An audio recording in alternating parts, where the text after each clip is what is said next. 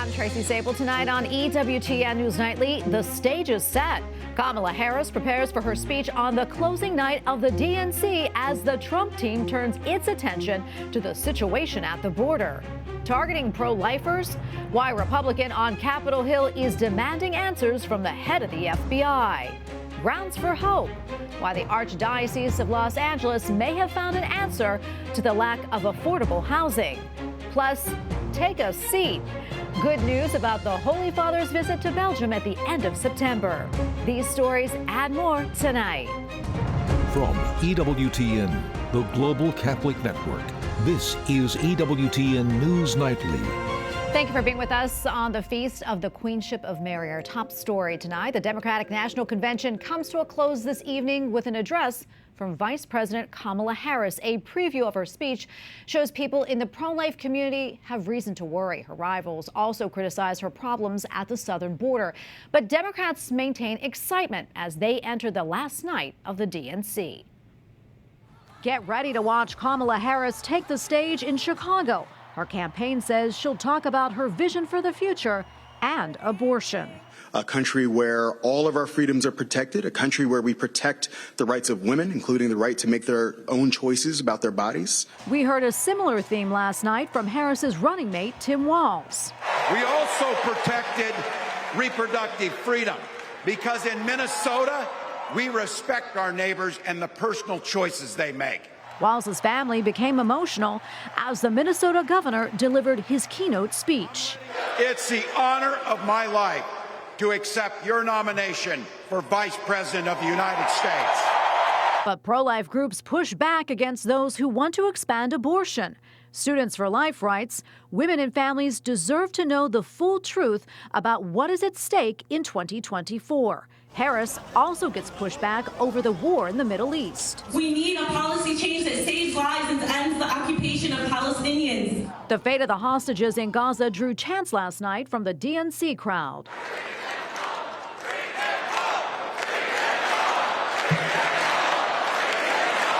And today, former President Donald Trump returns to Arizona, blasting Kamala Harris for her immigration policies. She will never build the wall. She doesn't want to build the wall. She's only saying if she changes her mind, it's only because she wants to get elected, because who wouldn't want to have a strong border? His Republican running mate, J.D. Vance, also hit the campaign trail, speaking in Georgia. We have got a screwed-up vice president calling the shots, and I think it's time to fire Kamala Harris, not to give her a promotion. Still, former President Bill Clinton praises Harris as being for the people while ripping Trump as being selfish. He's about me, myself, and I. Well, a manhunt is underway in Arizona, searching for a man who says that he wants to kill former President Donald Trump. Police are searching for a 66-year-old suspect who has several other warrants out for his arrest, including a DUI and failure to register as a sex offender. The former president's team stepped up security surrounding his trip to the border. This comes just weeks after Trump survived an assassination attempt at a rally in Butler, Pennsylvania. Okay, now let's bring in Dr. Perry, Barbara Perry, that is, Director of Presidential Studies at the University of Virginia's Miller Center, where she co-chairs the Presidential Oral History Program. Dr. Perry, good to be with you again. Talk to us about the importance of Kamala Harris's speech tonight as she accepts the Democratic Party's nomination for president and the historical significance of it. Well, let's start with the first. What does she need to do? She needs to do what most presidential nominees need to do, but she needs to start where some of them don't have to. That is, if they're running for a second time. In the case of former President Trump, he's running for a second time, third time really. He's well known. She's not so well known. And so she has to introduce herself to those who may not know her, tell about her compelling life story. And then she has to present some of her policies, if not all of them, but certainly in the domestic and foreign policy realm, touch on the high points, give a few details. She needs to separate herself from her opponent. Why is she different? Why should people vote for her instead of for Donald Trump? And then all politicians at these conventions, all those who are presidential candidates, need to fire up the troops. Think of a pep rally. And so I guess it's particularly appropriate that she chose a football coach, a former football coach, as a running mate. But she needs to unify the party, fire them up, and send them out into the trenches for the next 70 days or so till November 5th. And these are important historically. Sometimes they go down in history as being important. For example, in the case of FDR telling Americans at his convention in 1932 for the Democrats that he had a New Deal to propose for Americans to try to get them out of the depths of the Great Depression. And to this day, we talk about the New Deal presidency and his policies. Barack Obama really had to introduce himself in 2008 because he was not that well known to a national audience. And he gave a great and inspiring speech at a football stadium in Denver. And then occasionally presidents who are either running for re-election or running for the first time don't hit it out of the park, I'll say, to mix my sports metaphors. George McGovern, as an example, in 1972, the campaign and the convention that particular night went really long for his keynote address to accept the nomination. And he didn't get on most people's televisions, at least on the East Coast, until well into the wee hours of the morning. I think it was around 2 a.m. So that's always a failure. If you're not reaching most Americans at the time, and certainly in those days on live TV, you failed. Jimmy Carter was sort of anemic in 1980. His party was divided by Ted Kennedy, who had not gotten the nomination, but the president went down to a smashing defeat from Ronald Reagan. So again, there are presidents or future presidents who really come on strong in these particular kickoffs for the fall campaign, and there are some who are incumbent presidents or would-be presidents who fall a bit short. So I'm sure Kamala Harris and her people are hoping she falls in the first category. Almost out of time here, Dr. Perry, but from a historical standpoint, what matters more in this type of speech, style or substance? I think both, but I do think style probably comes first at this point. I would say debates should be more, presidential debates should be more about substance. But you can't get up and what some people used to say about President Kennedy, oh, he was more style than substance, or Ronald Reagan was more the actor than he was in terms of substance. But Ronald Reagan and Kennedy, for that matter, were really good at both the style and presenting themselves well and charismatically. They were that way by nature, but also they knew how to give a compelling speech.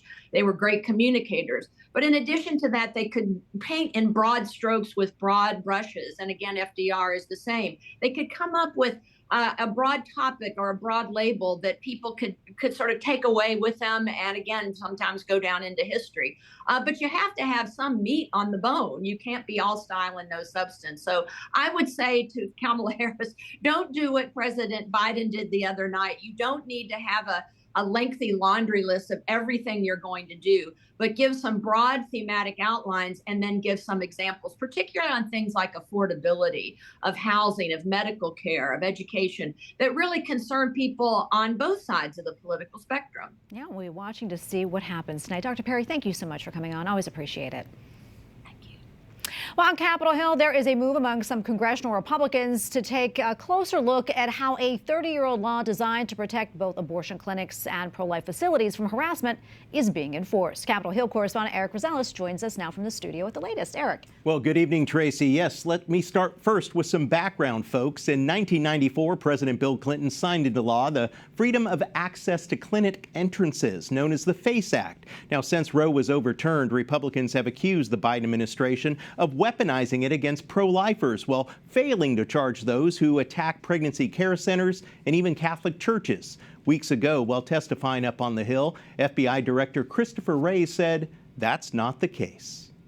Since the Dobbs decision, actually more of our abortion-related violent extremism investigations have focused on violence against pro-life facilities, as opposed to the other way around. Now, Congressman Chip Roy wrote the FBI director demanding an explanation after the Department of Justice shows different data. He wrote, quote, the fact that the department's own data shows that a mere 8% of FACE Act cases filed by the Biden-Harris administration are against agitators at pregnancy resource centers would seem to believe your assertion that a majority of abortion-related violent extremism investigations have focused on violence against pro-life facilities following the Dobbs decision. Congressman Roy and other Republicans also point to the head of the DOJ's Civil Rights Division responsible for enforcing the FACE Act. Kristen Clark admitted hiding an arrest and subsequent expungement from investigators during her confirmation hearing in April 2021. There's but one way to fix it, I think. That is, the funding that goes to those departments has to be cut in an extremely material way. You've got to see reorganization of that entire branch of government. Congresswoman Mary Gay Scanlon, a Democrat, says the GOP is peddling false information. The FACE Act scope does include anti-abortion facilities, but let's be clear, the overwhelming majority of such violence, threats, and intimidation has been and continues to be directed against abortion providers and patients by anti-abortion extremists. Congressman Roy and Senator Mike Lee have called for the repeal of the FACE Act, arguing that it serves no purpose but to target pro-life activists. And Catholic organizations such as Priests for Life agree, saying that the FACE Act is a bad law and needs to go. They're hoping for congressional action when the new Congress comes back in January. Tracy? Okay, thank you so much, Eric. And now to the Middle East, where at least 16 people are dead following Israeli strikes in the Gaza Strip. The remains of the victims, including women and children, arrived at the nearby hospital. Palestinian health officials say more than 40,000 are dead as a result of Israel's war against Hamas. This comes as mediators, including the U.S., attempt to secure a ceasefire deal. And now to the war in Ukraine, where President Zelensky has made his first visit to the border area since the launch of the offensive into Russia. Ukraine's leader says forces have taken control of yet another village in the Kursk region of Russia. He added that more prisoners of war have been taken in order to swap them for captured Ukrainians. He did not set foot into Russia because such a move may have been a provocation to Moscow. The incursion comes as Ukrainian forces continue to lose ground in eastern Donetsk. Lawmakers in Ukraine approve a ban on several religious groups, including the Orthodox believers who formerly were under the Patriarch of Moscow. The Ukrainian Orthodox Church says that it is independent. The government says otherwise and passed the measure by 265 votes to 29. Officials say the body of UK tech giant Mike Lynch is among those recovered from the wreckage of a yacht off the coast of Sicily. On Monday, witnesses described seeing a waterspout form during a storm before the luxury super yacht sank. It was anchored about a half a mile offshore. Throughout the week, rescuers searched the waters. 15 people survived and 6 bodies have been recovered. Lynch had been a significant figure in the tech industry, helping to establish a firm specializing in using computer-based detection and fingerprints. The 59-year-old reportedly invited family and friends to the super yacht to celebrate the conclusion of a legal battle. Today, Canada's major freight railroads came to a full stop. Now, government officials are scrambling to get the situation back on track. For months, the Teamsters and both Canadian National and CPKC railroads have been negotiating over a labor deal. The situation came to a head when a midnight deadline passed without an agreement, locking out almost 10,000 employees. If the shutdown drags on, it could impact supply chains in Canada and the U.S. And we have a lot more still to come here on EWTN News Nightly, including a major turnoff, analysis of the push to remove cell phones from schools. And a new law in California allows religious groups to step in and help with the state's housing shortage.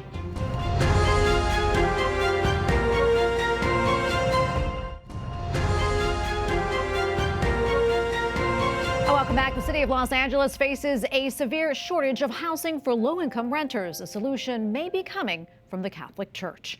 A recently passed state law allows religious groups to fast-track new housing on properties they already own. Now the Archdiocese of Los Angeles says that it will partner with a new nonprofit called Our Lady Queen of Angels Housing Alliance to develop affordable housing next to a community college. The first project is to build apartments on property being used by Catholic charities. And here with more on the initiative is Amy Anderson, Executive Director of Our Lady Queen of Angels Housing Alliance and former Chief of Housing for the City of Los Angeles. Amy, great to be with you today. We appreciate it. Before we get into your program, can you provide some insight into the scale and size of the homelessness problem in Los Angeles? Oh, yeah. Thanks, Tracy, for starting with that. Yeah, the housing affordability crisis in Los Angeles is profound. There are more than 1 million households, renter households in Los Angeles County that are rent burdened, cost burdened. They pay more than 30% of their income every month towards their housing costs. And the estimate at the moment is about 75,000 individuals experiencing homelessness in Los Angeles County. Wow, that is mind-boggling. I know at the heart of this mission is California State Bill number 4. Can you tell us more about what it says and how it really helps to pave the way for this mission?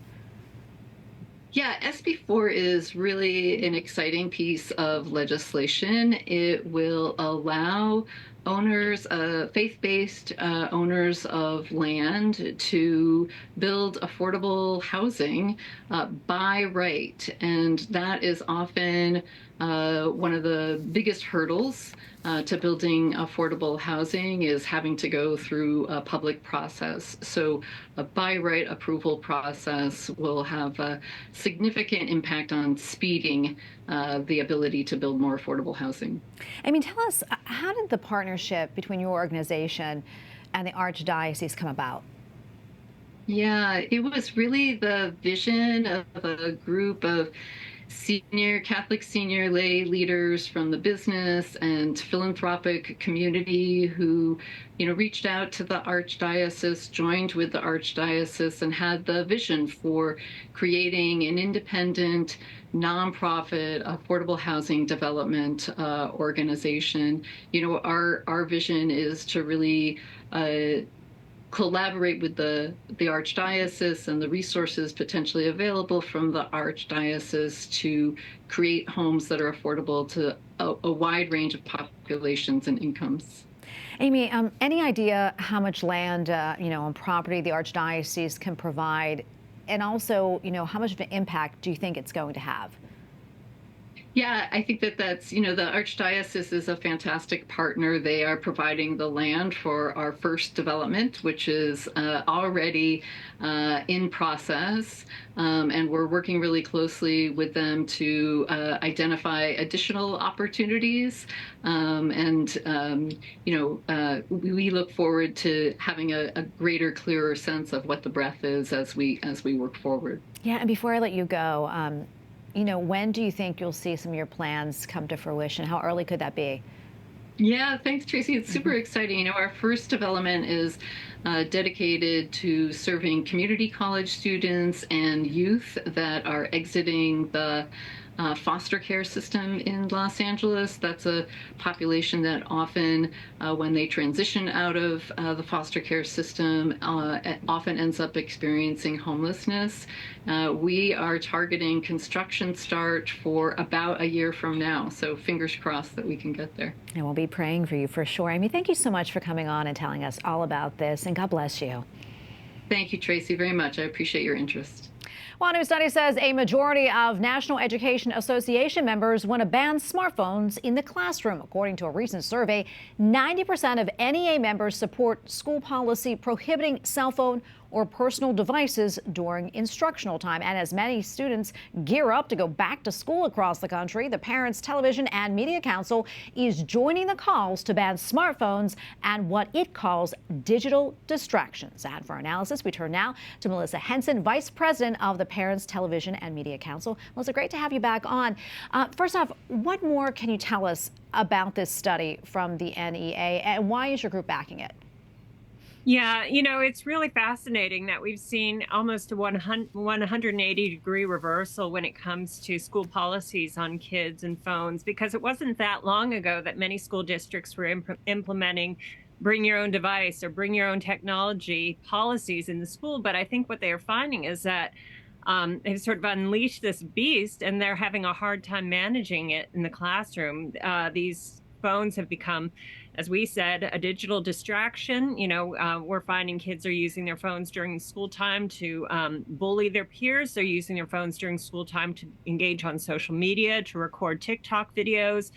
Oftentimes they're using their phones inappropriately to target teachers or administrators in harmful ways. So I think this is a a step that needs to be taken is to get these devices out of the classrooms, because it's a distraction from education and it's reducing the educational outcomes for students. It's not a help, as many people predicted they would be 10 or 15 years ago. Yeah, Melissa, how would exactly, this ban on smartphones work? Give us an example. What would be done with the phones? Well, in many schools and many school districts, what they are doing is using these magnetically locked pouches. Yonder is one company that manufactures these pouches. So the phones go in the pouches at the beginning of the day. They're locked and then unlocked at the end of the day. The child is able to keep the phone with them on their person. They're just not able to get on the device. Yeah, and a number of states have passed laws or enacted policies that restrict or ban these students' cell phones, including most recently the state of Virginia, which I live. Why do you think these restrictions weren't in effect in the first place? I mean, as a parent, I kind of am amazed by that. Yeah. As I say, we've really undergone almost a complete turnover, a complete reversal of the way school districts approach these tools and technology in recent years. And I think a lot of it was brought about because of COVID, and kids became used to being on their phones all day, every day. And unfortunately, a lot of parents got used to being able to reach their kids all day, every day. And so, much to my surprise, we put together this report where we were looking at state by state what the policies were on smartphones in the classroom. And the biggest pushback is not coming from the students themselves. Very often it's coming from the parents, because the parents want to be able to maintain that high level of contact throughout the day, even when it's not appropriate. Yeah, I was going to say that is definitely one problem that we were looking at as well. Melissa, before I let you go, any final thoughts? Yeah, I think for those who are in school districts where these bans have not yet been implemented, I think it's important to talk to administrators to get something instituted, because, as I say, these digital tools, they can be helpful at times, but generally not in the classroom. And what we're finding is that it really is negatively impacting academic performance for most students. Yeah, it'll be interesting to see the metrics a few months or years down the road, what happens after these have been banned. Melissa, thank you so much for coming on. We really appreciate it. I appreciate it. All right, for much more on this story, including an interview with a principal at a Catholic high school that bans cell phones, make sure you tune in to EWTN News in Depth tomorrow night at 8 p.m. Eastern. And up next on EWTN News Nightly, God loves second chances. Pope Francis writes the preface for a book on the death penalty, plus new developments in the case about the remains of Sister Wilhelmina.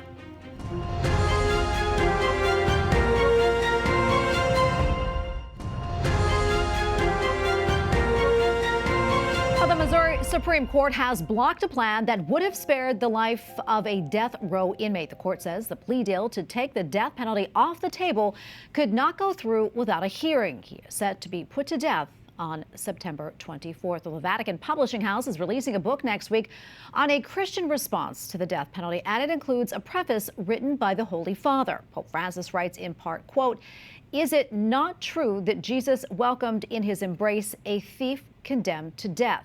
Even the most heinous of our sins does not mar our identity in God's eyes. We remain his children, loved by him, protected by him, and considered precious." A Christian on Death Row is written by Dale Recinella. He is an American lay pastor who, with his wife, works in Florida prisons with inmates on death row and in solitary confinement.